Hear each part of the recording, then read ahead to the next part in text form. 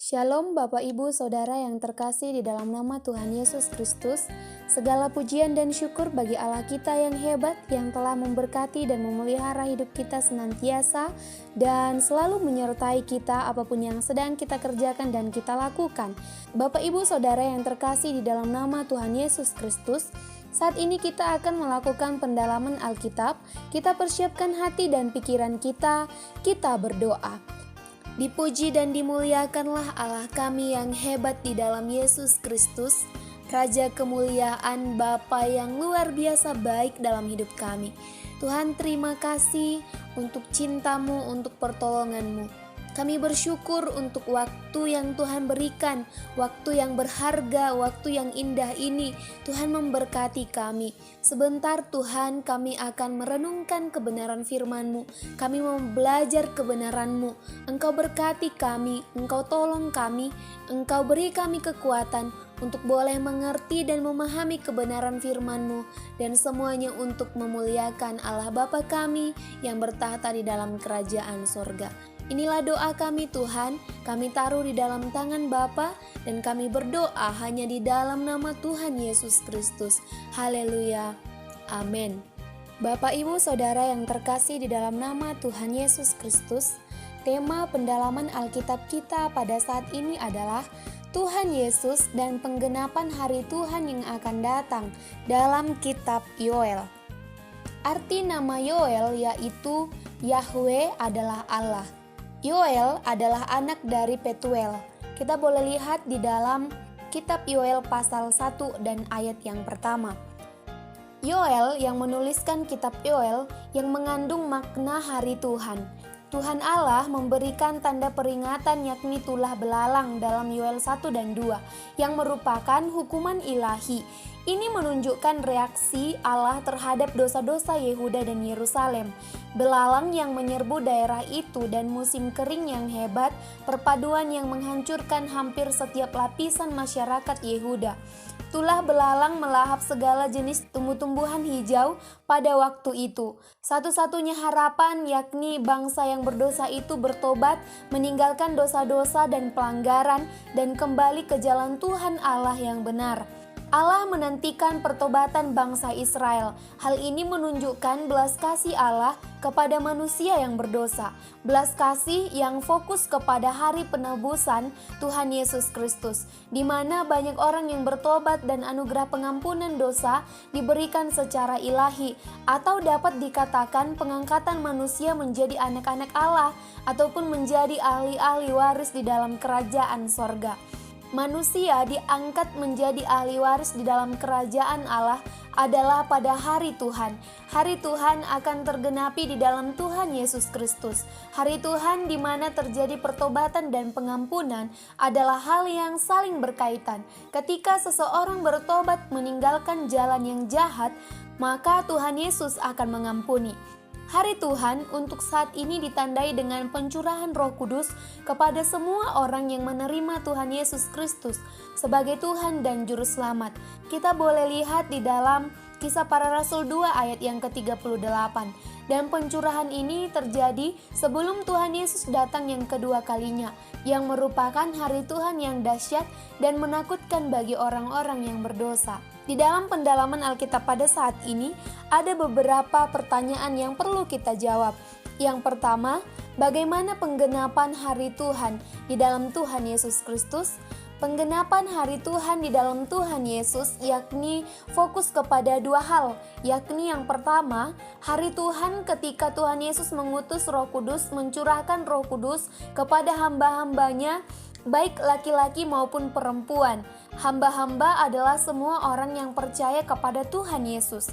Mereka akan mendapatkan penglihatan-penglihatan yang dahsyat, mereka akan bernubuat, mereka akan mengadakan mujizat-mujizat di atas bumi.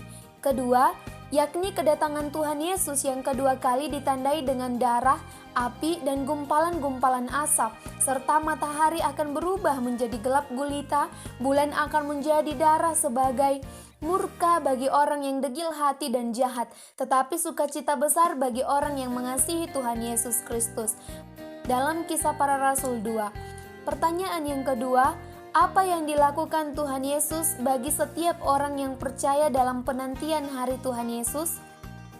Tuhan memberikan karunia untuk meneguhkan orang-orang percaya supaya tidak bercacat celah pada hari Tuhan. Kita boleh lihat di dalam 1 Korintus 1 ayat 7-8. Demikian firman Tuhan, demikianlah kamu tidak kekurangan dalam suatu karunia pun, sementara kamu menantikan penyataan Tuhan kita Yesus Kristus.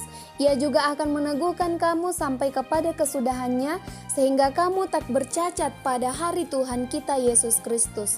Pertanyaan yang ketiga, apa yang dialami oleh orang-orang percaya di hari Tuhan Yesus? Yang dialami oleh orang-orang yang percaya di hari Tuhan Yesus adalah bermegah dan bersukacita karena Tuhan Yesus mengangkat orang percaya tersebut atas semua tindakan dan perbuatan yang mempermuliakan Tuhan Yesus Kristus selama di bumi. Kita boleh lihat di dalam 2 Korintus 1 ayat yang ke-14, demikian firman Tuhan, seperti yang telah kamu pahamkan sebagiannya dari kami, yaitu bahwa pada hari Tuhan Yesus kamu akan bermegah atas kami, seperti kami juga akan bermegah atas kamu. Pertanyaan yang keempat, seperti apa kedatangan Tuhan Yesus? Kedatangan hari Tuhan Yesus yakni seperti seorang pencuri. Tidak ada yang tahu kapan ia datang dan tidak tahu dari mana arahnya ia datang. Kita boleh lihat di dalam 1 Tesalonika 5 ayat 2, karena kamu sendiri tahu benar-benar bahwa hari Tuhan datang seperti pencuri pada malam. Dan hal ini mengajarkan kita untuk selalu berjaga-jaga dalam segala hal, untuk senantiasa mempermuliakan nama Tuhan Yesus Kristus yang merupakan Raja Keagungan. Pertanyaan yang kelima, bagaimana keadaan manusia sebelum datangnya hari Tuhan? Keadaan manusia sebelum datangnya hari Tuhan, yaitu akan ada orang-orang yang disesatkan oleh rupa-rupa dunia, oleh tipu daya iblis. Kita boleh lihat di dalam kitab 2 Tesalonika 2 ayat 2-3, supaya kamu jangan lekas bingung dan gelisah, baik oleh ilham roh maupun oleh pemberitaan atau surat yang dikatakan dari kami, seolah-olah hari Tuhan telah tiba. Janganlah kamu memberi dirimu disesatkan orang dengan cara yang bagaimanapun juga, sebab sebelum hari itu haruslah datang dahulu murtad dan haruslah dinyatakan dahulu manusia durhaka yang harus binasa. Pertanyaan yang keenam, siapa yang berkuasa memeliharakan yang dipercayakan Tuhan sebelum kedatangan Tuhan Yesus? Roh Kudus yang berkuasa memelihara yang dipercayakan Tuhan kepada setiap orang percaya. Sebab Roh Kudus adalah pribadi yang diutus oleh Bapa di sorga untuk memelihara, menyertai, meneguhkan manusia yang percaya kepada Tuhan Yesus Sang Juru Selamat. Pertanyaan yang ketujuh, apa yang dilakukan manusia dalam menantikan hari Tuhan? Yang pertama, menyampaikan Injil keselamatan kepada setiap orang yang masih berada di dalam kuasa dosa. Yang kedua, tidak menjauhkan diri dari persekutuan-persekutuan ibadah, tetapi semakin giat dan rajin untuk beribadah di dalam Tuhan Yesus dan harus saling menasihati di dalam kasih. Kita boleh lihat di dalam Ibrani 10 ayat yang ke-25, janganlah kita menjauhkan diri dari pertemuan-pertemuan ibadah kita, seperti dibiasakan oleh beberapa orang, tetapi marilah kita saling menasihati dan semakin giat melakukannya menjelang hari Tuhan yang mendekat. Kesimpulannya, yang pertama, Tuhan Yesus adalah Allah yang menggenapi hari Tuhan yang menyatakan kuasa dan kebenaran kepada setiap manusia. Yang kedua, Tuhan Yesus adalah Allah yang menyelamatkan manusia pada hari Tuhan yang mencurahkan Roh Kudus kepada hambanya laki-laki dan perempuan. Yang ketiga, dekatkanlah diri kepada Tuhan Yesus selagi masih ada waktu dan jangan sekalipun menjauhkan diri dari pertemuan-pertemuan ibadah. Demikian pendalaman Alkitab kita bersatu di dalam doa. Dipuji, dimuliakan, dan ditinggikanlah Allah kami yang hebat di dalam Yesus Kristus. Terima kasih untuk kebenaran firman-Mu yang mengajari kami untuk senantiasa berjaga-jaga di dalam Engkau menantikan kedatangan-Mu yang kedua kali.